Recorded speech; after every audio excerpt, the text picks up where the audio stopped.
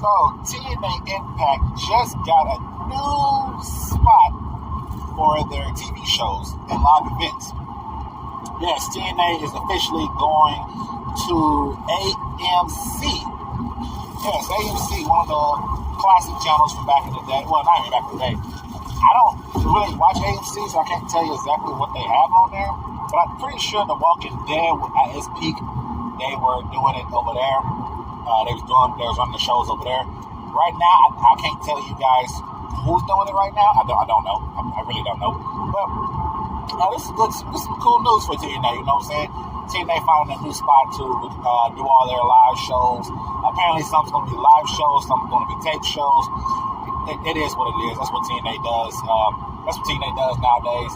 Now, I guess in the pitch and get the deal done, apparently WWE/TKO was involved heavily into the whole thing to help them get this TV deal, which is good because, as you guys know, that TNA and WWE does have this working relationship at this moment in time where they have NXT guys and girls go over there to TNA and perform, and then TNA wrestlers come up to WWE and they also perform themselves too. Now, granted, in my personal opinion, that's just my personal opinion, in the very beginning, y'all probably one of them old episodes, I said this was a good thing. They're working on they're doing this together and stuff and getting big exposure.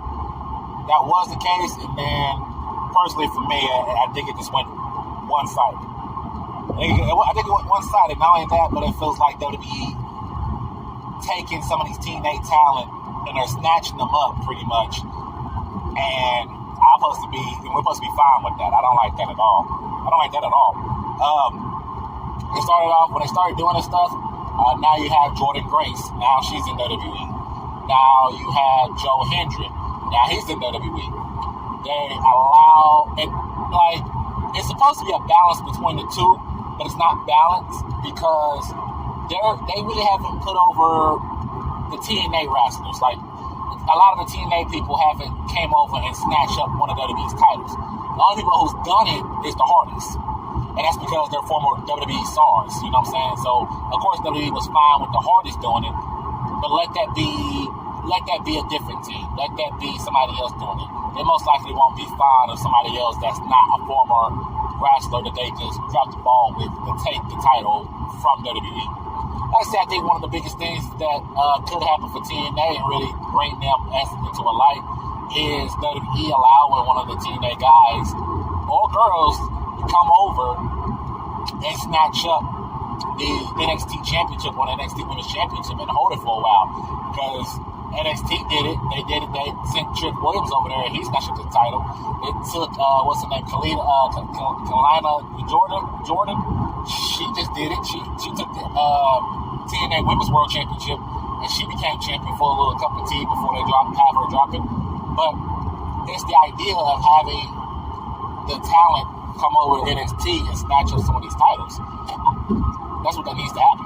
That's definitely what needs to happen, and I can't wait until that happens. I'm just saying this is a one-sided deal still. I'm not too fond of it.